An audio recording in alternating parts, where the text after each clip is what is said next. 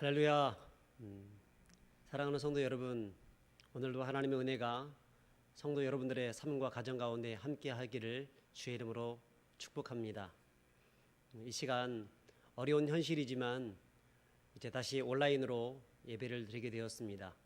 하나님의 큰 은혜가 이 예배 가운데도 함께 하기를 바라고, 성도의 각자의 가정과 삶 속에 하나님의 말씀하심이, 하나님의 은혜로우심이 있기를 주의 이름으로 간절히 바랍니다. 우리 다 같이 우리와 함께 하시고 우리의 피난처가 되어주시고 우리의 소망 되어주시는 그 하나님 앞에 다 같이 일어서서 함께 찬양하면서 주일 예배 드리도록 하겠습니다.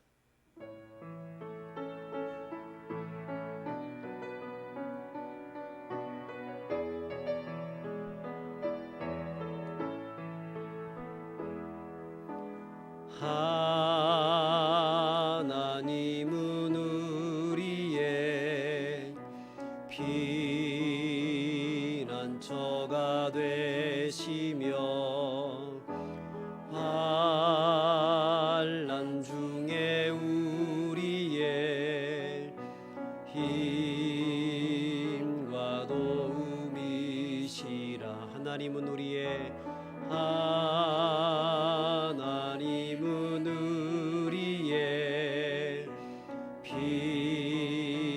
피난처가 되시며 환난 중에 우리의 힘과 도움이시라. 너희는 가만히 있어 주가 하나님 대말지어다. 열방과 세계 가운데 주가 높임을 받으리라. 사랑합니다 내 아버지, 찬양합니다 내 엄맘 다하여 선포합니다 예수 그리스도. 주님 오심을 기다리며, 주님 오심을 기다리며, 주님 오심을 기다리며. 하나님은 영이시니 예배하는 자가 영과 진리로 예배할지니라. 아멘.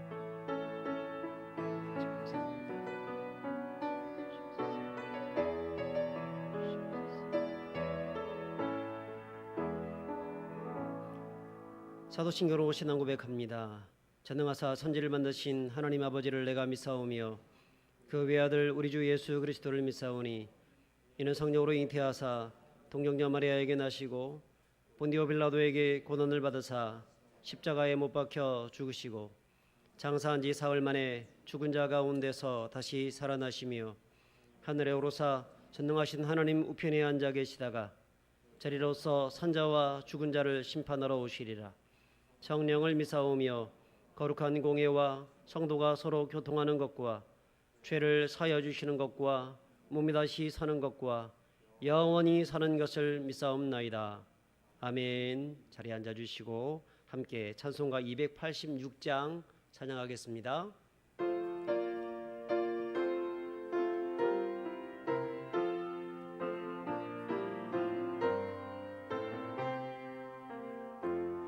주 예수님 내 맘에 오사 날 붙들어 주시고 주의 마음에 새 힘을 주사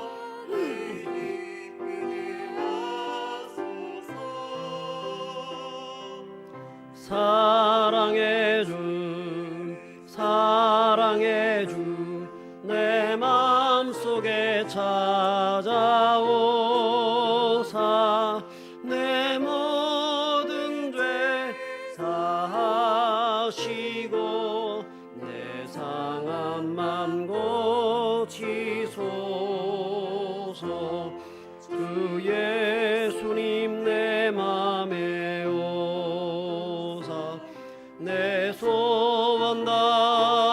전다시고 내 무거운 짐 맡아주사 참 평안을 주소서. 사랑의 주 사랑의 주 내 맘속에 찾아오사 내 모든 죄 사하시고 내 상한 맘 고치소서. 주 예수님 내 맘에 오사 날 정결케 하시고 그 은혜를 내 맘에 채워 늘 충만케 하소서.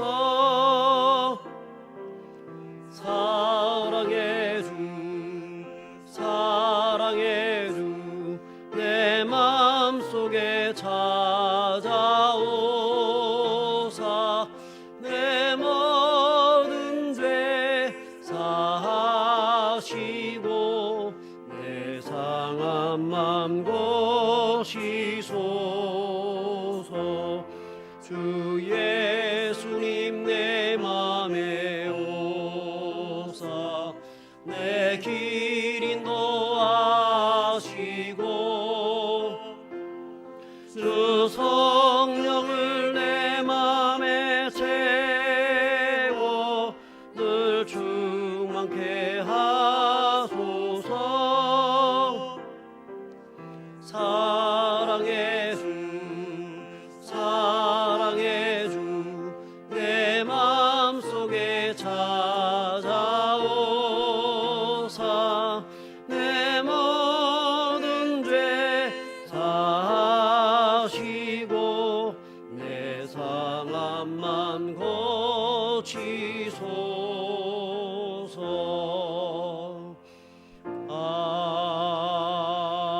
아멘. 우리 이 시간 같이 한번 기도하길 원합니다. 우리 이 시간 기도할 때 오늘 이 예배를 위해서 기도하면 좋겠습니다. 우리가 현장에서 드려지는 예배가 아니라 할지라도 하나님은 시 공간을 초월하여서 어디에나 함께 계십니다. 당신의 예배하는 자들에게 함께 하셔서 영과 진리로 예배하는 자를 찾으시고 계십니다. 하나님, 내가 하나님 앞에서 온전한 마음으로 예배하는 하나님의 백성 되게 하여 주옵소서. 또 이 시간 동일하게 각자의 현장에서 예배하고 있는 우리 성도들 한 사람 한 사람 가운데 찾아가시고 어떤 사탄의 음령한 계계로 인해서 방해받지 말게 하시고 그들이 전심으로 하나님을 예배하는 그런 귀한 시간들을 되게 해달라고 기도하면 좋겠고, 또 말씀을 증거하는 저를 위해서도 기도했으면 좋겠습니다. 우리 함께 이 제목 가지고 같이 장로님이 나오실 때까지 기도하겠습니다. 하나님 아버지 감사합니다. 아버지 하나님 저들을 불러주셔서 아버지 오늘 이 시간 함께 기도하게 하시면 감사합니다. 아버지 하나님 저들 베풀어 주시고 함께 하시고 역사해 주셔서 하나님이 기뻐하시는 모습으로 손나갈 수 있도록 주님 인도하여 주옵소서.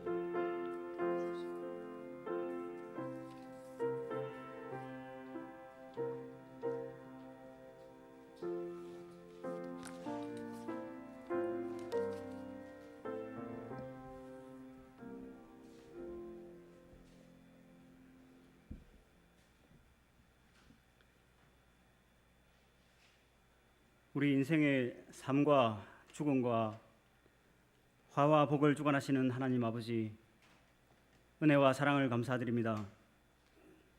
타는 듯한 불볕 더위와 폭우로 인해서 인명과 재산에 큰 피해가 나고 지금도 큰 태풍이 우리나라를 향해 오고 있는 가운데 우리는 코로나19라는 무서운 전염병이 또다시 전국적으로 발생하는 상황에서 오늘 거룩한 주일 교회에 모여서 함께 찬송하고 기도하며 예배드리지 못하고 비대면 형식인 온라인으로 예배를 드리고 있습니다. 주님, 오늘 우리가 비록 얼굴과 얼굴을 대면하여 예배를 드리지 못하지만 우리가 있는 곳에서 영과 진리로 주님 앞에 나아가며 우리의 삶으로 드리는 참된 예배 되게 하여 주시옵소서.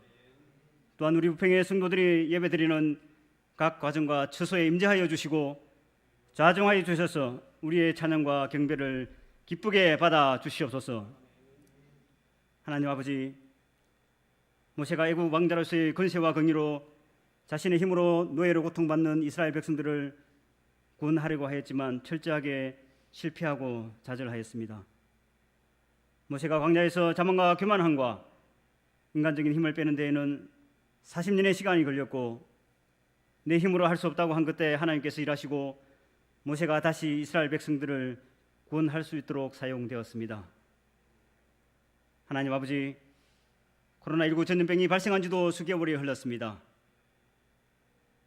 오늘날 고도로 발달한 과학기술과 4차 산업혁명 시대의 의료기술로 이 전염병이 곧 완치될 것으로 생각하였지만 오히려 전 세계적으로 대유행하여 많은 목숨을 빼앗아가고 경제는 파탄의 지경에 이르고 많은 실직으로 인해 백성들이 고통받고 있는 안타까운 현실입니다. 하나님 아버지, 우리의 허물과 죄를 용서하여 주시옵소서. 우리의 교만하고 자만한 마음을 회개하오니 불쌍히 여겨주시고 긍휼을 베풀어 주시옵소서. 한국교회와 백성도들이 세상의 빛과 소금의 역할을 하지 못했음을 고백합니다. 이 시간 우리의 모든 것을 내려놓고 하나님의 얼굴만을 구하오니 주님, 코로나19 전염병이 속히 진정되게 하여 주시고 종식되게 하여 주셔서 성도들이 다시 주의 전에 모여서 기쁨으로 예배 드릴 수 있도록 하여 주시옵소서. 또한 이 전염병을 통하여 하나님께서 살아계시고 인하심을 인해 믿지 않는 백성들이 하나님께로 돌아오는 부흥의 역사들이 일어나게 하여 주시옵소서. 하나님 아버지, 간절히 바라옵기는 우리 교회와 이 나라의 미래인 주일학교를 축복하여 주시옵소서. 중고대 청년 수련회가 이번 주에 코로나19로 인해 개최되지 못하고 연기가 되었습니다. 주일학교 예배도 온라인으로 드리기 어려운 상황입니다.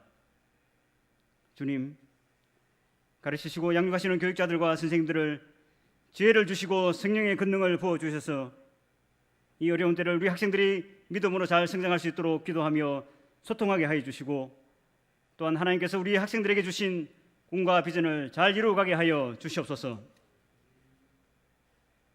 하나님 아버지, 이 시간 간절히 비옵기는 연로아이스 아픈 성도들과 원치 않는 질병으로 고통당하는 성도들의 기도의 소원을 들어 응답하여 주시옵소서. 특별히 암으로 중한 질병으로 인해 고통 가운데 주님의 권능의 손길을 기다리며 부르짖는 기도의 소원을 들어주셔서 통증은 물러가고 아픈 부위는 깨끗하게 회복되어서 하나님의 영광이 드러나며 성도들과 함께 회복의 기쁨과 감격을 누리게 하여 주시옵소서.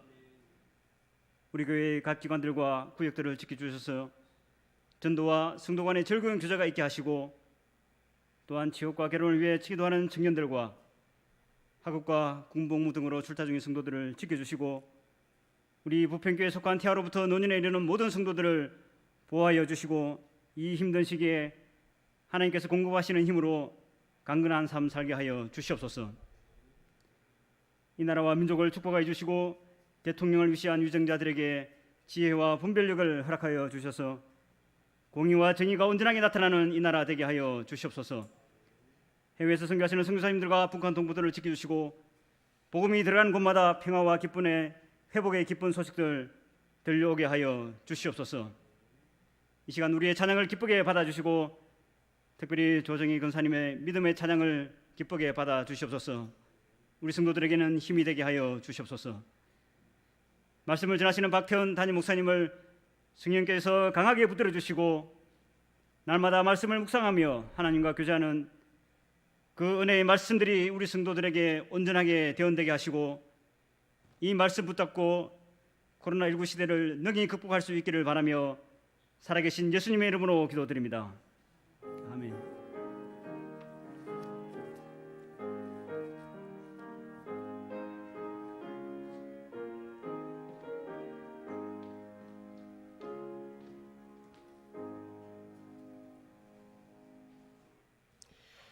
이 시간에는 조정희 권사님 나오셔서 내 평생에 가는 길 이런 제목으로 찬양할 때 하나님의 큰 은혜가 여러분들에게 함께하기를 바랍니다.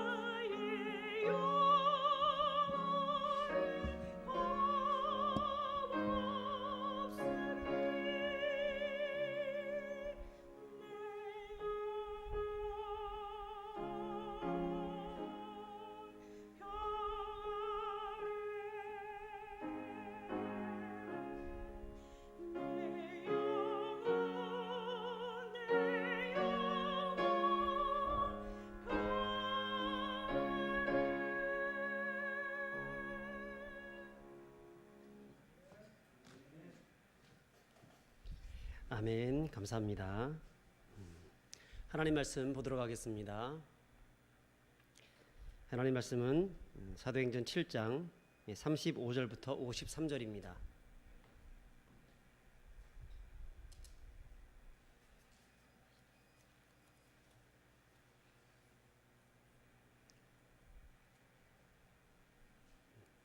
사도행전 7장 35절에서 53절입니다.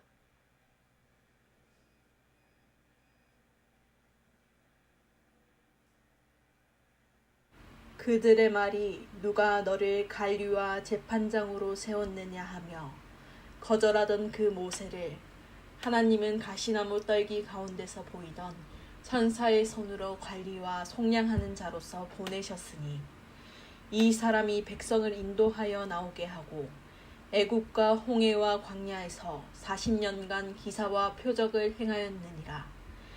이스라엘 자손에 대하여 하나님이 너의 형제 가운데서 나와 같은 선지자를 세우리라 하던 자가 곧 이 모세라. 시내 산에서 말하던 그 천사와 우리 조상들과 함께 광야 교회에 있었고 또 살아있는 말씀을 받아 우리에게 주던 자가 이 사람이라. 우리 조상들이 모세에게 복종하지 아니하고자 하여 거절하며 그 마음이 도리어 애굽으로 향하여 아론더러 이르되 우리를 인도할 신들을 우리를 위하여 만들라. 애굽 땅에서 우리를 인도하던 이 모세는 어떻게 되었는지 알지 못하였노라 하고 그때 그들이 송아지를 만들어 그 우상 앞에 제사하며 자기 손으로 만든 것을 기뻐하더니 하나님이 외면하사 그들을 그 하늘의 군대 섬기는 일에 버려 두셨으니 이는 선지자의 책에 기록된 바 이스라엘의 집이여 너희가 광야에서 40년간 희생과 제물을 내게 드린 일이 있었느냐. 몰록의 장막과 신레판의 별을 받들었으며 이것은 너희가 절하고자 하여 만든 형상이로다. 내가 너희를 바벨론 밖으로 옮기리라 함과 같으니라. 그러나 지극히 높으신 이는 손으로 지은 곳에 계시지 아니하시나니 선지자가 말한 바 주께서 이르시되 하늘은 나의 보좌요 땅은 나의 발 등상이니 너희가 나를 위하여 무슨 집을 짓겠으며 나의 안식할 처소가 어디냐. 이 모든 것이 다 내 손으로 지은 것이 아니냐 함과 같으니라. 목이 곧고 마음과 귀에 할례를 받지 못한 사람들아 너희도 너희 조상과 같이 항상 성령을 거스리는도다. 너희 조상들이 선지자들 중에 누구를 박해하지 아니하였느냐. 의인이 오시리라 예고한 자들을 그들이 죽였고 이제 너희는 그 의인을 잡아준 자요 살인한 자가 되나니.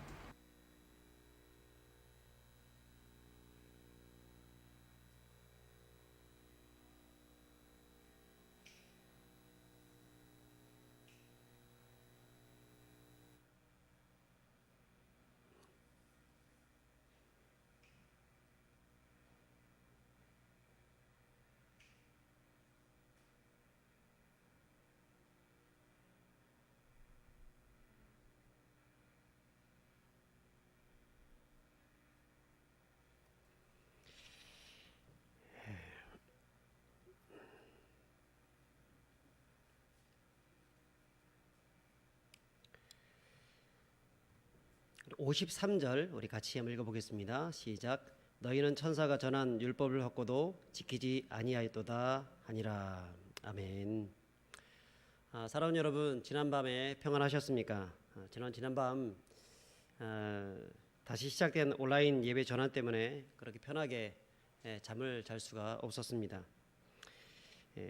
얼마나 걱정을 참 많이 했는지 분명 성경에는 너희는 마음에 근심하지 말고 하나님을 믿으니 또 나를 믿으라 그렇게 말씀을 하셨는데 참 주님의 교회들이 아파하는 이 현실들 때문에 또 함께 예배할 수 없다는 현실 때문에 참 마음이 아프고 답답했던 그런 시간들이었습니다. 제 영상을 좀 키워주시면 좋겠습니다. 사랑하는 여러분, 지금 어렵고 힘든 그런 세태이지만 이럴수록 더욱더 견고한 마음으로 더 담대하게 하나님 바라보면서 믿음으로 진력하시고 또 실시간으로 드려지는 그런 예배라 할지라도 하나님이 우리와 함께 계시는 그런 예배임을 기억하면서 하나님께 온전히 예배하시는 그런 시간이 되기를 바랍니다. 오늘 저는 이 제목을 광야 교회라고 하는 그런 제목으로 정해봤습니다. 오늘 38절 보니까 스데반이 이스라엘 백성들이 애굽에서 떠난 40년의 그 기간 동안 그 광야에서 방황하는 그 기간을 광야교회라고 표현을 하고 있는데 꼭 우리의 모습과 같다는 생각이 듭니다. 광야가 뭡니까? 빈들입니다. 아무것도 없는 허허들판인 그런 사막입니다. 보통 이 광야를 관용상으로 표현할 때에 고통스러운 곳, 배고픈 곳, 아픔과 상처와 눈물이 있는 곳 그렇게 표현할 수 있겠습니다. 이스라엘 백성들이 그런 광야에서 하나님을 섬겼다는 것이죠. 딱 우리의 처지와 같다는 생각이 듭니다. 그간 한국교회는 이 거룩한 이 복음의 꽃을 피워왔습니다. 우리나라에 복음이 전해지고 비록 소수의 무리였지만 세상에 큰 귀감이 되었었습니다. 하지만 1990년대에 들어서면서 나라가 발전하고 경제력이 좋아지고 먹고 살만해지니까, 그리고 교회가 비대해지기 시작하니까 곳곳에 한국교회의 타락한 증상들이 나타났다는 것입니다. 그러더니 코로나를 겪으면서 역사상 가장 비참한 그런 지경까지 이르게 되었습니다. 제 영상을 좀 정면으로 좀 해주시면 감사하겠습니다. 저는 비록 교회가 세상에서 곤욕을 치르고 있지만 이것조차도 위에 계신 우리 하나님께서 그분의 섭리 속에서 이루어지는 그런 일이라는 사실을 우리가 믿기 때문에 이 또한 지나갈 것이다 라고 확신합니다. 그리고 이 고난도 지나가서 하나님의 은혜가 우리 성도들에게, 우리 교회 가운데 함께 하게 될 줄 믿습니다. 그러므로 성도들이 어디서나 참 오늘날 내가 예수 믿는 사람이다, 교인이다 말을 하기가 참 어려운 시대가 되고 말았지만, 그동안 쌓아왔던 여러분의 신앙을 결코 흔들리지 않는 그런 믿음 속에서 헛것이 아니었음을 하나님 앞에서나 사람들 앞에서 보이시는 그런 기회가 될 수 있기를 바랍니다. 지난 시간에 이어서 스데반은 모세 이야기를 계속해 나가고 있습니다. 오늘 35절부터 38절에 그 모세가 어떤 사람인지에 대해서 말씀을 하고 있습니다. 우리 35절부터 38절, 우리 성경을 다 펴셨죠? 한번 읽어봤으면 좋겠습니다. 그들의 말이 누가 너를 관리와 제사장으로 세웠느냐 하며 거들나던 그 모세를 하나님은 가시나무 떨기 가운데서 보이던 천사의 손으로 관리와 속량하는 자로서 보내셨으니 이 사람이 백성을 인도하여 나오게 하고 애굽과 홍해와 광야에서 40년간 기사와 표적을 행하였느니라. 이스라엘 자손에 대하여 하나님이 너희 형제 가운데서 나와 같은 선지자를 세우리라 하던 자가 곧 이 모세라. 시내 산에서 말하던 그 천사와 우리 조상들과 함께 광야 교회에 있었고 또 살아있는 말씀을 받아 우리에게 주던 자가 이 사람이라. 아멘. 이스라엘 백성들은 애굽의 종되었던 땅에서 구원해 내었던 구원자가 누구였느냐? 바로 모세였다는 것입니다. 광야 40년의 그 기간 동안에 기사와 표적을 행하면서 이스라엘 백성들을 적과 꿀이 흐르는 땅으로 인도해냈던 영도자가 모세라는 것입니다. 더 나아가서 나와 같은 선지자라고 표현을 하고 있는데 1500년 이후에 일어나게 될 그 메시아 예수 그리스도의 오심을 예언했던 선지자가 바로 이 모세였다는 것입니다. 자, 그런데 그가 38절에 보면 어디에 있었다라고 말씀을 하고 있냐면 광야 교회에 있었다라고 말씀합니다. 여러분, 이 광야 교회는 신구약 성경 전체에 딱 한 군데만 나오는 그런 단어입니다. 바로 이곳입니다. 스데반은 지금 이스라엘 백성들이 미디안 광야에서 지내던 40년의 기간을 바로 광야 교회라고 말을 하고 있습니다. 모세가 그런 광야 교회에 있었다라고 얘기를 합니다. 여러분, 거기에 예배당이 있었을까요? 교회라는 어떤 조직과 어떤 제도가 있었겠습니까? 근데 왜 스데반은 그것을 교회라고 말을 하고 있습니까? 그것은 교회는 어떤 건물이나 제도가 아니라 교회는 사람이기 때문에 그런 것입니다. 하나님의 부르심을 받은 사람들이 교회입니다. 그 교회가 처음 어디에 세워졌느냐? 광야에 세워졌다는 것이죠. 여러분, 아까도 제가 말씀을 드렸던 것처럼 광야는 어떤 곳입니까? 고난의 상징입니다. 풀 한 포기, 나무 한 그루 자라지 않는 곳이 광야입니다. 사람의 힘으로서는 어떤 것도 할 수 없는 그런 곳이 광야입니다. 제가 이스라엘에 가봤는데 거기에 광야에 갔다가 참 깜짝 놀랐습니다. 광야에 아무것도 없습니다. 그냥 돌만 있고 뜨거운 열기만, 뜨거운 바람만 불뿐이었습니다. 돌과 또 민둥산과 하늘, 그게 광야의 다였습니다. 자, 그런데 그런 곳에 하나님은 자신의 교회인 광야 교회를 세우셨다라고 말씀합니다. 왜 그랬을까요? 그것은 보이는 것에 집착하지 말고 보이지 아니하는 하나님을 바라보고 살라고 그런 것입니다. 이스라엘 백성들뿐 아니라 모세 역시도 과거에 애굽에 있을 때에는 수많은 이 문명의 이기를 얻으면서 보이는 것에 집착하면서 살았던 그런 사람들이었습니다. 나름대로 풍족한 삶을 살았습니다. 모세는 왕궁에서 뛰어난 학문과 기술을 배우고 익혔습니다. 물론 백성들 역시 그들은 노예 생활을 하긴 했지만 나중에 출애굽기를 가만 보게 되면 이 출애굽기에 있는 그 백성들이 우리가 저 애굽으로 돌아가서 과일도 먹고 싶고 수박도 먹고 싶고 참외도 먹고 싶고 여러 가지 것들을 먹고 싶다, 야채들을 먹고 싶다, 이런 말들을 하고 있는 것을 봅니다. 그들은 나름 보이는 곳에서 그나마 풍요로운 삶을 살고 있었다는 얘기입니다. 애굽에 너무나 좋은 것들이 많았습니다. 참 나름대로 편안한 삶을 살았습니다. 하지만 그곳에서의 삶이 그들을 행복하게 만들어준 것은 아니었습니다. 오히려 그들은 그곳에서 노예로 살고 있었습니다.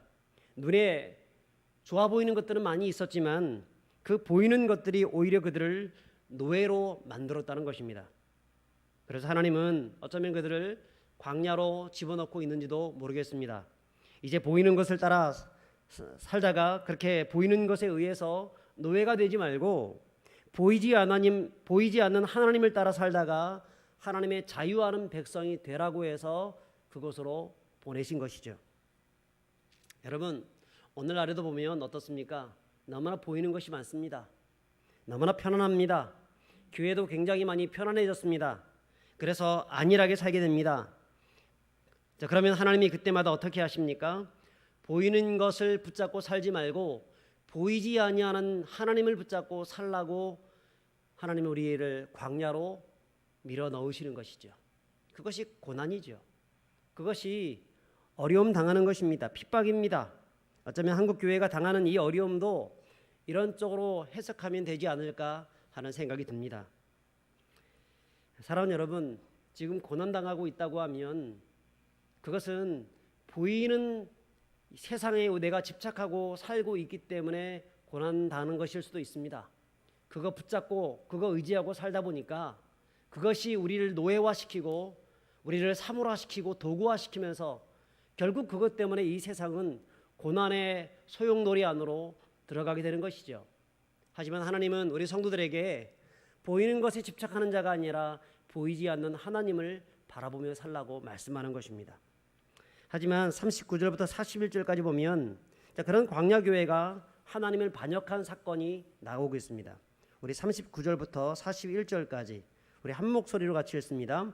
우리 조상들이 모세에게 복종하지 아니하고자 하여 거절하며 그 마음이 도리어 애굽으로 향하여 아론더러 이르되 우리를 인도할 신들을 우리를 위하여 만들라. 애굽 땅에서 우리를 인도하던 이 모세는 어떻게 되었는지 알지 못하노라 하고 그때에 그들이 송아지를 만들어 그 우상 앞에 제사하며 자기 손으로 만든 것을 기뻐하더니 여러분 어떤 일이 있었습니까? 금송아지 사건이 있었습니다. 모세가 하나님의 계명을 받기 위하여서 시내산 꼭대기로 올라갔을 때 한참 지나도 모세가 내려오지 않게 되자 이스라엘 백성들은 아론을 찾아가서 모세가 보이지 않으니 우리를 위하여 우리를 이 땅에 이곳까지 인도해낸 신을 만들라 해서 저들은 금부치를 가져다가 그것을 가지고 금송아지를 만들었습니다. 그리고 그 앞에서 춤을 추면서 난리굿을 쳤습니다. 보이지 않는 하나님을 붙잡으라고 광야에 밀어 넣었는데 거기서도 그들은 옛사람의 습성을 버리지 못한 채 여전히 보이는 우상 금송아지를 만들었던 것이죠. 그 결과 42절부터 43절에 보면 어떻게 하겠다고 말씀을 하고 있냐면 42절 43절 읽습니다. 하나님이 외면하사 그들을 그 하늘의 군대 섬기는 일에 버려두셨으니 이는 선지자의 책에 기록된 바 이스라엘이여 집이여 너희가 광야에서 40년간 희생과 제물을 내게 드린 일이 있었느냐 몰록의 장막과 신 네판의 별을 받아들였으며 이것은 너희가 절하고자 하여 만든 형상이로다. 내가 너희를 바벨론 밖으로 옮기리라 함과 같으니라. 여러분, 여기서 하늘의 군대라고 하는 말이 쓰여져 있습니다. 이 단어는 우리가 천사 정도로 생각할 수 있겠습니다만 그렇지 않습니다. 이것은 하늘에 있는 별을 얘기합니다. 하늘에 있는 별, 정확하게 얘기하자면 토성을 얘기합니다. 레판의 별이란 그런 단어를 43절에 쓰고 있는데, 이것은 당시 이집트인들과 아라비아인들이 섬기던 토성을 말합니다. 그리고 몰록이라는 것은 황소 머리에 상을 가진 아모리 사람들의 우상이었습니다. 그들은 그 우상 앞에 어떤 소원을 빌면서 자기의 아기를 죽여서 불살라 그렇게 인신제사까지 드리면서 그렇게 우상 숭배를 했었습니다. 그러니까 이스라엘 백성들은 어땠느냐면, 광야에서 하나님께서 이제 하나님만 섬기려고, 하나님만 바라보라고 해서 광야로 밀어넣었는데, 그들은 오히려 하나님을 섬기지 않고 보이는 우상, 여전히 애굽에 있을 때와 똑같이 어떤 보이는 것에 집착하면서 살기 시작했다는 것입니다. 심지어는 그것을 위하여서 살아있는 자식까지도 그 우상의 제물로 바치면서까지 어떤 보이는 것들을 더 많이 가져보기 위해서 그랬다는 것입니다. 결국 하나님은 그렇게 보이는 우상을 붙잡고 따라가던 그 백성들을 나중에는 어떻게 하느냐, 바벨론 밖으로 옮겨버리겠다라고 말씀을 하는 거예요. 경고하는 것입니다. 여러분, 그것이 나중에는 어떻게 됐습니까? 주전 587년에 바벨론이 남왕국 유다를 완전히 멸망시키면서 그들은 포로가 되어서 끌려가게 되죠. 여러분, 무슨 말입니까? 교회가 보이지 않는 하나님을 섬기지 않고 황금 송아리를 섬기고 세상의 욕망을 섬기고 세속적 즐거움을 섬기면, 물론 하나님은 그러지 말라고 부지런히 선지자들을 보내십니다. 깨어있는 선각자들을 보내십니다. 또한 믿음의 선배들을 통하여서, 신앙의 선배들을 통하여서, 먼저 앞선 믿음의 사람들을 통하여서 이래서는 안 된다라고 말을 합니다. 목회자들을 통해서 말을 하기도 합니다. 그런데 그럼에도 불구하고 이스라엘 백성들이 했던 것처럼, 여러분, 이스라엘 백성들이 어떻게 했어요? 선지자들을 보냈지만 그들을 박해했습니다. 요즘 우리가 새벽기도 시간에 예레미야에 대해서 같이 말씀을 나누고 있는데, 얼마나 박해합니까? 때리고 또 모함하고 심지어는 죽이려고까지 하지 않습니까? 자, 그렇게 하나님은 선지자들을 보냈지만 그들은 오히려 박해하고 그들은 외면합니다. 결국 타락하게 되죠. 그러다가 망하게 되는 겁니다. 근데 하나님은 그렇게 망하도록 나중에는 내버려 두신다는 거예요. 여러분, 내버려 두신다는 것이 얼마나 무서운 일입니까?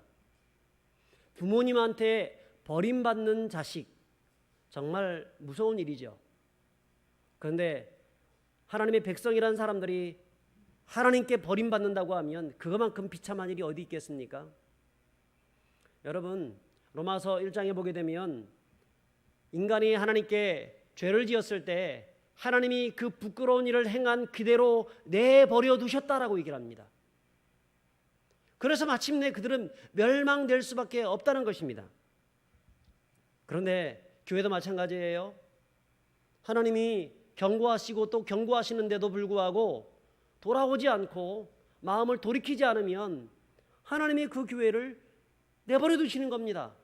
물론 영원히 버리진 않습니다. 교회이기 때문에.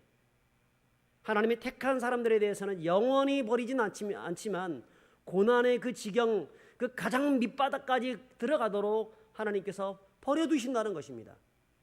나중에 바벨론으로 포로로 끌려가고 난 다음에 70년 만에 그들은 다시 한번 회복되어지죠. 하지만 얼마나 비참한 상황까지 가게 되었습니까? 하나님은 보이지 않는 하나님을 섬겨야 할 교회가 그것을 제대로 하지 않으면 경고하고 또 경고하다가 또 그것도 지키지 않으면 여러분 내버려 두시는 것입니다. 무서운 일이 벌어지는 것입니다. 저는 우리 한국교회가 하나님께 버림받는 교회가 안 되기를 간절히 바랍니다. 여러분, 한국교회가 하나님의 경고의 말씀들을 계속해서 잘 듣고 정말 하나님께서 특별히 택하여서 불러주셔서 세계적인 그런 사명들을 감당해 나가는 복음의 사명을 감당하는 선교의 사명을 감당하는 그런 교회로 우뚝 서는 그런 교회가 되어지기를 축복합니다. 여러분, 이것을 위해서 기도하는 우리가 되어야 할 줄 믿습니다. 우리는 여기서 참 두 가지 교훈을 얻을 수가 있습니다. 첫째는 뭐냐면 우리의 인생은 광야와 같다는 것입니다. 내일 일을 알 수 없는 인생, 아니 잠시 후에 일어날 1분 1초 이후에 일어날 우리의 삶도 알 수 없는 것이 우리 인생이지 않습니까? 내 몸에 지금 어떤 질병이 생겨 있는지, 그래서 늘 우리가 건강검진을 하기 전까지는 그것 때문에 두렵고 떨리죠. 혹시 내 몸에 어떤 암덩어리들이 생기고 있는 것은 아닌가? 모르는 겁니다. 여러분, 우리는 굉장히 한계적 인생이라서 이 교회당 바깥에서 혹은 여러분 집 바깥에서 세상에 어떤 일들이 벌어지고 있는지 여러분 소식을 듣지 않고는 알 수 없는 인생이 바로 우리들의 인생입니다. 그런 인생, 그래서 늘 연약하고 부족한 인생, 그래서 사람들은 무엇에 집착하냐면 자꾸 보이는 것에 집착하고 있는지도 모르겠습니다. 눈에 보이는 황금 송아리를 만들고 그것을 따라 춤을 추며 그렇게 섬기고 살다가 함께 망한다는 것입니다. 하지만 하나님은 우리에게 뭐라 말씀합니까? 그런 보이는 것들을 바라보면서 살아가는 인생이 아니라 하나님과 동행하다가 가나안 땅으로 인도함 받는 축복된 인생을 살아가야 한다라고 말씀합니다. 이스라엘은 보이는 하나님이 아니라 보이지 않는 우상을 따라가다가 결국은 망하고 바벨론으로 끌려갔는데, 여러분, 성도는 보이지 않는 하나님이지만 주님의 말씀 따라가는 성도들이 되어야 할 줄 믿습니다. 마귀는 예수님을 광야에서 시험했습니다. 그때 세 가지로 유혹했습니다. 돌로 떡덩이를 만들어라. 성전에 서면 뛰어내려봐라. 온 천하 만국을 다 보여주면서 나에게 절을 해봐라. 그러면 이 모든 것들을 너에게 주겠다. 이런 유혹을 했습니다. 뭐냐면 모두 보이는 것에 집착하게 했다는 것이죠. 그때 예수님은 보이는 것에 집착하지 않고 보이지 않는 하나님을 바라봤습니다. 말씀은 그리고 말씀으로 그 모든 것들을 이겨냈습니다. 사랑하는 여러분, 우리 인생은 광야와 같습니다. 광야로 살아가고 있는 인생들, 그러면 그 인생들을 어떻게 해야 되겠습니까? 보이지 않는 하나님을 따라가면서 하나님을 의지하며 나아가게 될 때 하나님은 그런 인생들을 회복시키시고 하나님의 은혜를 더하시는 것입니다. 사도 바울은 고린도후서 4장 18절에 이렇게 고백하죠.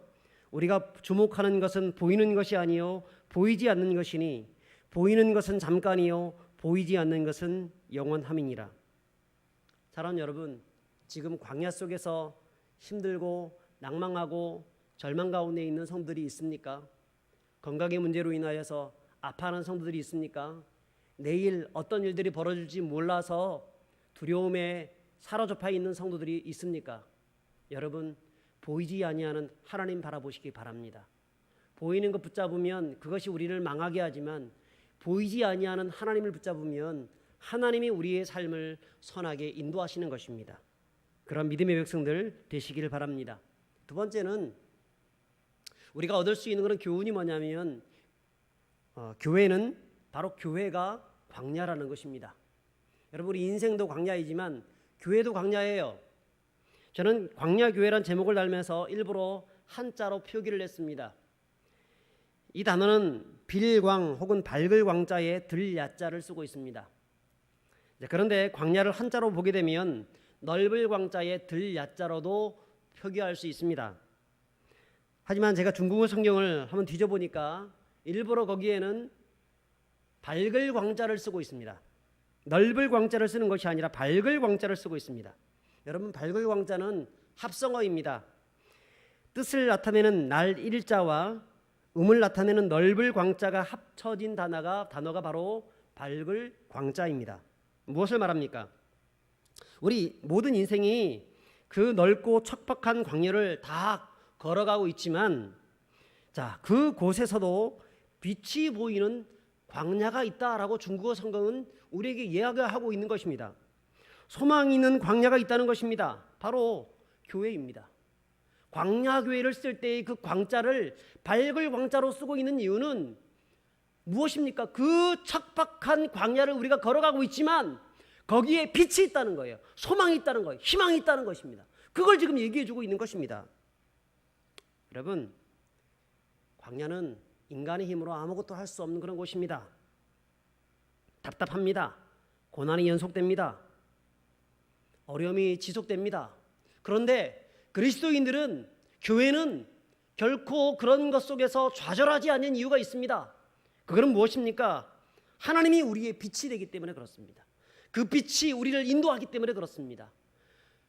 주님의 말씀이 내 발의 등이요 내 길의 빛이 되어주기 때문에 우리는 고난이 있지만 세상 사람들처럼 똑같은 넓을 광자, 척박할 광, 그 척박한 광야를 걸어가고 있지만 우리에게 주님이 빛이 되어주기 때문에 우리는 소망이 있어서 다시 일어설 수 있는 것입니다. 사랑하는 여러분, 교회는 광야입니다. 하지만 세상 사람들이 걸어가는 그런 광야가 아닙니다. 우리에게는 밝은 빛이 있는, 하나님이 우리와 함께 동행하시는, 하나님의 영광이 드러나는 빛이 있는 광야라는 것입니다. 비록 하나님이 우리 눈에 보이지 않아도 하나님이 저와 여러분들과 함께 계시는 줄 믿으시기 바랍니다.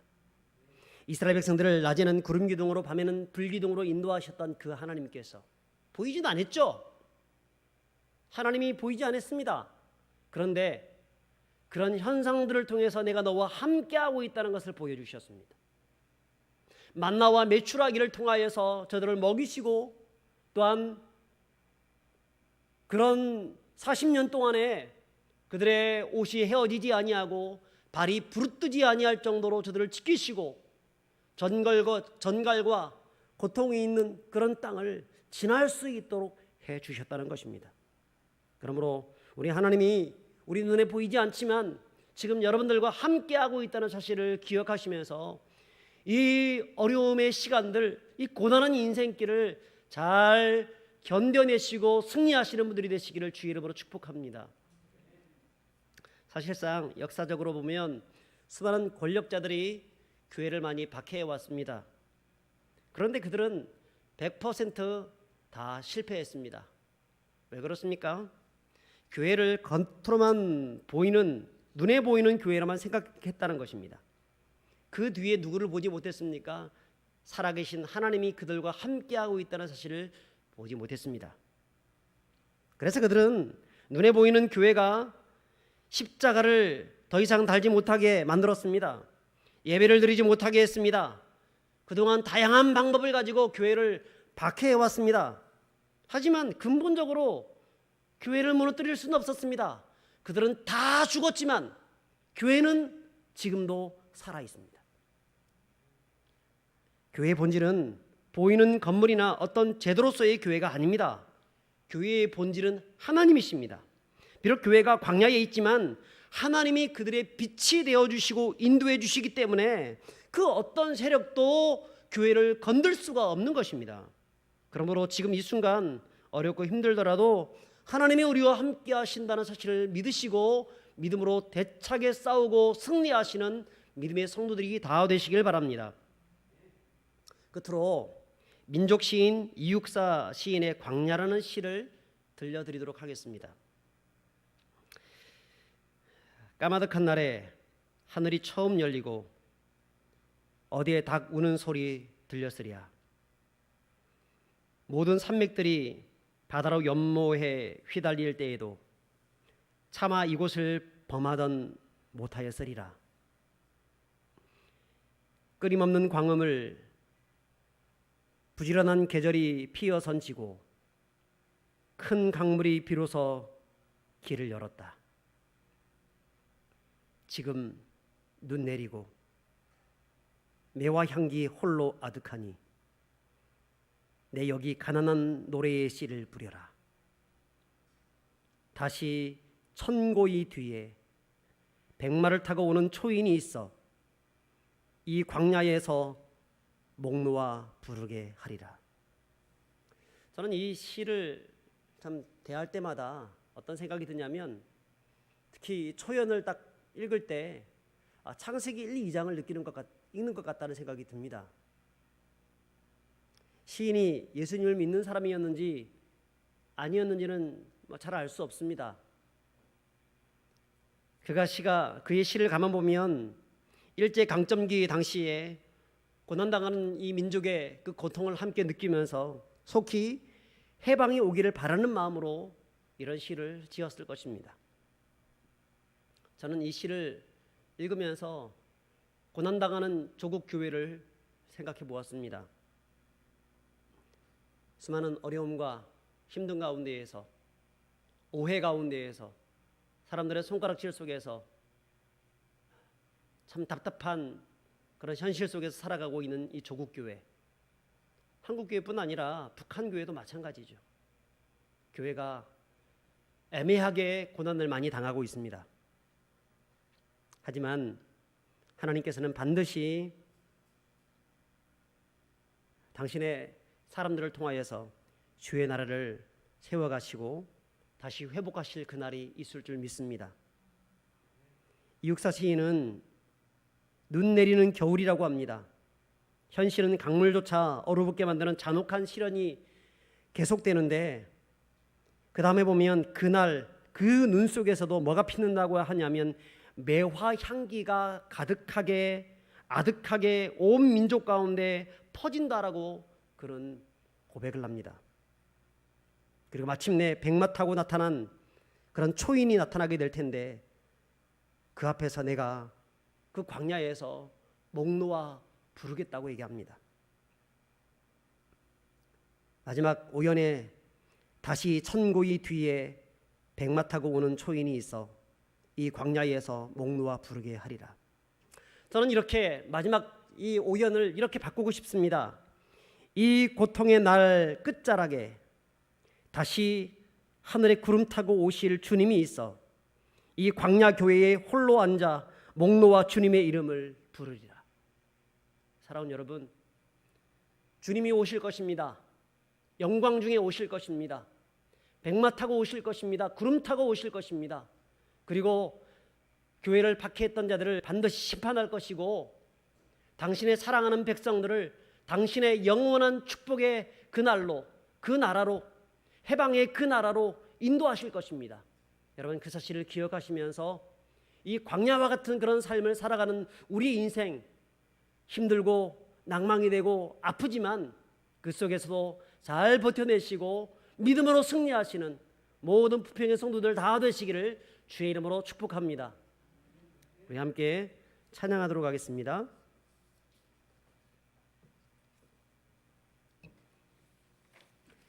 예수 늘 함께 하시네 란 찬양인데요, 우리 함께 이 찬양 같이 한번 불러보겠습니다.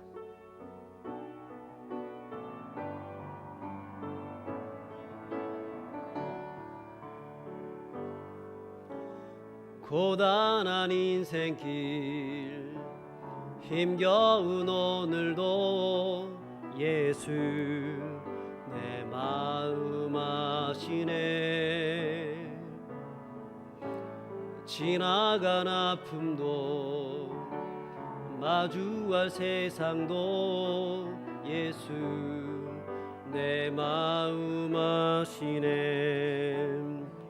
믿음의 눈 들어 주를 보리. 이 또한 지나가리라. 주어진 내 삶의 시간 속에 주의 뜻 알게 하소서. 하루를 살아도 기쁨으로 가리. 예수 늘 함께 하시네. 후회도 염려도 온전히 맡기리. 예수 늘 함께 하시네. 믿음의 눈 들어, 믿음의 눈 들어 주를 보리. 이 또한 지나가리라.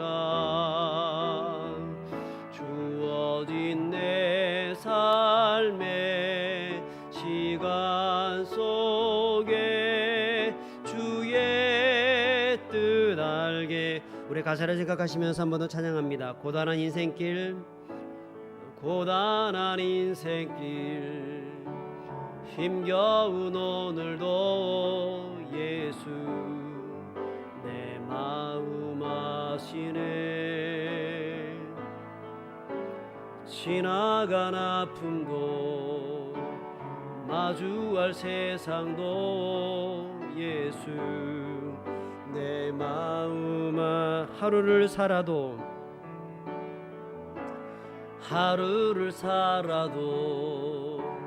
기쁨으로 가리.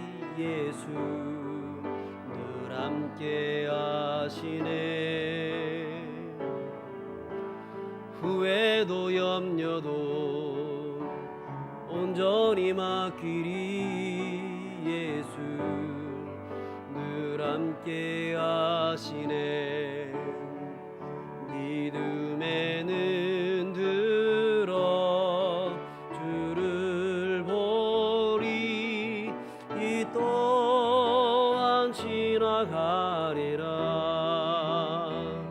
주어진 내 삶의 시간 속에 주의 뜻 알게 하소. 믿음의 눈 들어 주를 보리. 믿음의 눈 들어 주를 보리. 이 또한 지나가리라. 주어진 내 삶의 시간 속에 주의 뜻 알게 하소서. 이 시간 같이 한번 기도하길 원합니다. 사랑하는 여러분, 우리는 지금 광야 중에 있습니다. 넓을 광, 들야. 우리는 척박한 삶을 살고 있습니다. 그러나 우리는 또한 광야 교회 가운데 있습니다.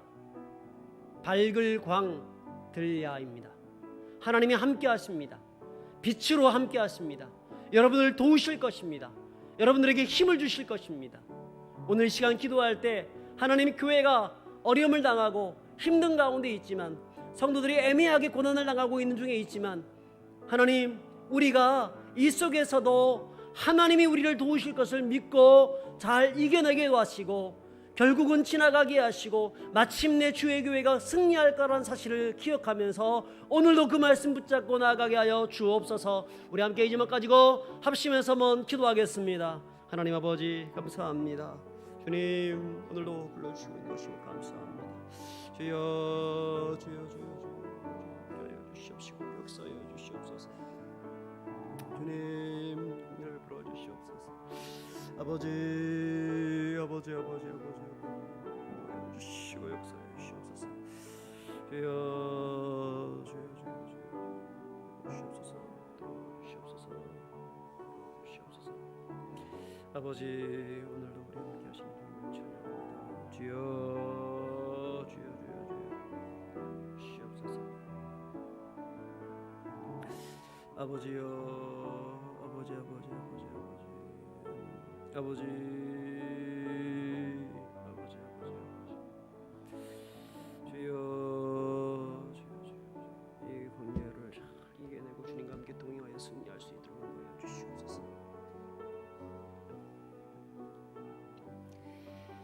하나님 아버지, 고단합니다. 힘이 없습니다. 답답합니다. 언제가 이 어려움을 극복할 수 있을지, 언제 코로나가 지나갈지, 언제 세상 사람들의 집중 공격을 피하게 될지, 언제 하나님께 온전히 나가서 예배하게 될지, 마치 바벨론으로 끌려가서 그렇게 시온의 강가에서, 바벨론 강가에서 울먹이며 기도했던 그 바벨론 포로들의 심정이 우리들의 심정입니다. 아버지, 우리를 불쌍히 여겨 주시옵소서. 세상 사람들이 내 하나님이 어디 있느냐, 내 하나님이 어디 있느냐 그렇게 말을 합니다. 그 속에서도 우리는 합니다. 하나님이 우리를 빛으로 인도하신다는 사실, 그렇게 인도해 주실 것이라는 사실, 그리고 마침내 주의 교회가 승리할 것이라는 사실을 우리는 알고 믿습니다. 끝까지 하나님 바라보고 의지하면서 잘 이겨낼 수 있도록 하여 주시옵소서. 믿음으로 승리하게 하여 주옵소서. 그동안 우리가 가지고 있었던 그 믿음이 헛되지 아니한다는 사실을 분명하게 보여줄 수 있는 기회가 되게 하여 주옵소서. 특별히 하나님 앞에서 우리 신앙 고백의 기회가 될 수 있도록 인도하여 주옵소서. 오늘 예물을 드렸습니다. 드린 손길 함께 하여 주시고 저들에게 큰 은혜를 베풀어 주옵소서. 주일 헌금으로, 11조 헌금으로, 또 감사 헌금으로 각종 제목을 가지고 하나님께 드린 그 사연이 있는 그 모든 제목의 기도를, 그 예물을 주님 다 받아주시었길 원합니다.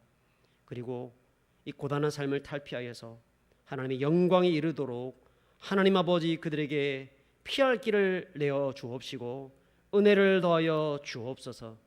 이 예물이 쓰이는 곳곳마다 주의 나라가 확장되어지며 많은 영혼들, 한 사람의 영혼이라도 살릴 수 있도록 하여 주시옵소서. 주님, 모든 걸 주님께 의탁하오며 특별히 우리 성도들 중에서 참 건강이 연약한 분들 계십니다. 암으로 고통받고 있는 성도들 계십니다. 주님, 약을 먹지 않고는 하루로 견딜 수 없는 그런 성도들도 계십니다. 아버지 하나님 불쌍히 여겨 주시옵소서. 저들을 낫게 하여 주시고 회복을 허락하여 주옵소서. 주님, 코로나로부터 이 성도들의 모든 삶과 이 나라 민족 구원하여 주시옵소서. 모든 걸 도와주실 줄 믿사오며 우리를 구원하신 예수 그리스도 이름으로 기도합니다. 주 예수 그리스도의 은혜와 하나님 아버지의 크신 사랑과 성령님의 감동하심과 교통하심과 충만하심이 오늘 주어진 말씀을 기억하면서 보이는 세상에 집착하여 살아가는 백성이 아니라 보이지 아니하는 하나님을 바라보면서, 비록 우리 인생이 광야에 던져져 있지만 이 광야를 주님과 함께 동행하며 그리고 승리하기를 소망하는 주의 사랑하는 모든 부평의 성도들 머리 위에, 또 코로나로 인해서 고통받고 있는 이웃들과 특별히 이것 때문에 애매하게 고난당하고 있는 한국 교회 위에 지금으로부터 영원토록 항상 함께 있을지어다. 아멘.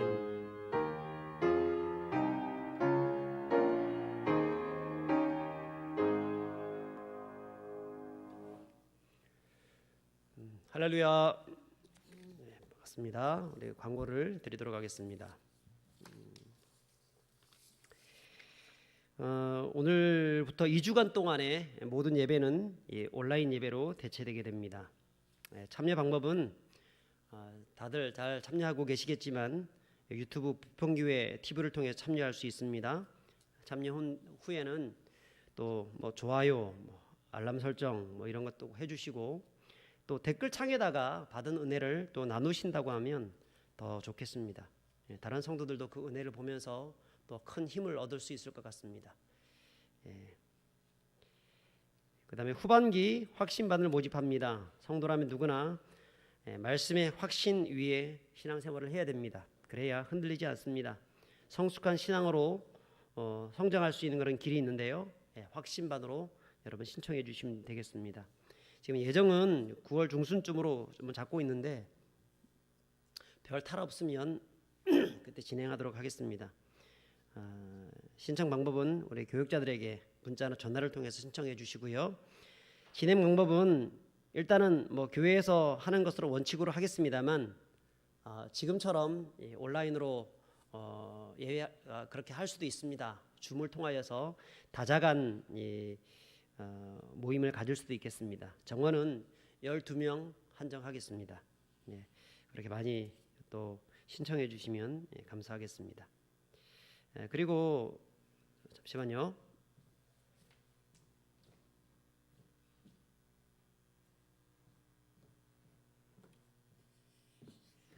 어떤 분이 저에게 요즘 이제 부기연에서 그다음에 또 한교연에서 이제 그 나라에서 정한 뭐 그것을 예배를 온라인으로 드리는 것에 대해서 이제 좀 이제 성명서를 발표했습니다. 그리고 현장 예배를 강행하겠다. 우리 부산시 이제 기독교연합회 우리들도 다 소속돼 있는 그런 곳입니다. 그런 곳에서 그런 성명서들이 있었었는데요. 그럼에도 불구하고 저희 교회는 그냥 온라인 예배를 이렇게 드립니다. 그것에 대해서 제가 좀 의문하시는 분들이 계셔가지고 제가 말씀을 드리겠습니다. 용기가 있어서 그렇게 예배를 드려야 되겠다 그렇게 하는 것에 대해서는 우리는 함께 칭찬하고 그런 용기를 귀중하게 생각하고 우리도 그런 마음들을 같이 가져야 됩니다. 예배가 뭐 생명이다 생명이 아니다라는 것을 원론적인 얘기를 떠나서 그동안 이 비대면 예배가 성도들의 신앙생활에 끼치는 악영향 우리가 그동안 겪어왔기 때문에 잘 알 수가 있습니다. 그래서 이런 상황 속에서도 반드시 대면 예배를 드려야 되겠다라고 하는 것은 정말 칭찬받아야 할 것입니다. 그럼에도 불구하고 제가 그렇게 하지 않는 이유가 있습니다. 나름대로 이 부산시의 시행령에 대해서 저 나름대로의 생각이 있기 때문에 그렇습니다. 먼저 우리는 좀 전제를 까는 것이 필요합니다. 이번 사태가 100% 사랑제일교회나 혹은 광복절 집회 때문이다라고 볼 수는 없습니다. 이미 13일부터 코로나 확진자가 100명 이상을 넘었기 때문에 그리고 14일은 160명이 넘었고 15일 270몇 명인가 쭉 올라가게 됐죠. 그리고 이 코로나란 것이 우리가 잠복기라는 것이 있기 때문에 잠복기가 한 4, 5일 정도 지내야 잠복을 할 수가 나올 수가 있습니다. 그러면 이미 이전부터 방역에 실패했다라고 저는 생각을 합니다. 그럼에도 불구하고 이 광복절 집회나 그런 사랑제일교회 이런 데를 두둔할 생각은 더더욱 없습니다. 왜냐하면 그들로 인해서 결과적으로 코로나가 확산된 것은 사실입니다. 결국 그것 때문에 서울 경기 지역의 대면 예배가 중단되는 초유의 사태가 발생하고 부산도 서울 정도는 아니지만 확진자가 많이 늘었습니다. 제가 아는 교회도 확진자가 생겨서 그 교회가 폐쇄되었습니다. 그래서 언론에서 떠드는 말들을 보면서 참 억울하다 이런 생각들도 많이 듭니다만 그래도 교회가 일말의 책임감도 느껴야 합니다. 그래서 잘못을 인정할 것은 인정해야 된다고 생각합니다. 이런 전제 아래에서 제가 저의 생각을 말씀드리면 저는 만약 이번 주에 대면 예배를 강행했다고 했다가 교회마다 확진자가 더 많이 생길 수도 있을 거라고 생각이 듭니다. 그때는 그나마 우호적이었던 사람들, 어떤 사람들이냐면 믿음은 좋지만 남편이 불신인 여집사님이나 권사님 그런 남편들, 교회는 안 다니죠. 그런 사람들까지도 교회에 대해서 돌아설 수 있습니다. 그러면 그렇게 힘들게 신앙생활하는 집사님이나 권사님 이런 분들의 신앙이 위태해질 수 있기 때문에 그렇습니다. 좀 기분 나쁘더라도 부산시의 비대면 예배 촉구를 받아들인 것이 저는 오히려 좀 지혜로운 생각이 아닌가 하는 생각이 들어요. 그래서 이번 조치를 통해서 하나님께서 교회로 하여금 앞으로 닥칠 2주간의 닥칠 이 불행한 상황들을 피하게 하셨다라고 저 나름대로 생각을 합니다. 그래서 우리는 이렇게 온라인 예배로 드리기로 했습니다. 벌금 무는 것 때문에 무서워가지고 다른 이유들 때문에 무서워가지고 그렇게 하는 게 아니라 나름대로 분명한 이유가 있기 때문에 그렇습니다. 한 사람의 성도들이라도 어쨌든 그들을 분명하게 잘 세우고 나가게 하기 위해서 그런 것입니다. 뭐 두서없이 제가 말씀을 드렸습니다만 저의 마음을 아셨으라고 저는 생각이 듭니다. 아무튼 이 코로나의 이 기간 동안에 여러분 믿음으로 잘 이겨내시고 승리하시길 바랍니다. 네, 감사합니다. 옆에 가족들하고 보면서 인사하시고 사랑합니다라고 한번 꼭 껴안아 주시면 좋겠습니다. 가족들이니까 뭐 안 와도 괜찮잖아요. 한번 꼭 껴안아 주세요. 네, 감사합니다. 그리고 계좌번호 우리 헌금을 우리 주보를 보냈는데 제가 만들다가 계좌번호를 빠뜨렸습니다. 그래서 주보에 계좌번호가 없습니다. 그래서 이걸 보시고 계좌번호 적으셔도 되겠고요. 잠시 후에 전체 교인들에게 이제 헌금 계좌를 문자로 보내드리도록 하겠습니다. 제가 이것을 빼뜨리는 바람에 보내드리는 것이니까 이해하시고 그걸 통해서 또 하나님 앞에서 헌금을 해주시면 감사하겠습니다. 감사합니다.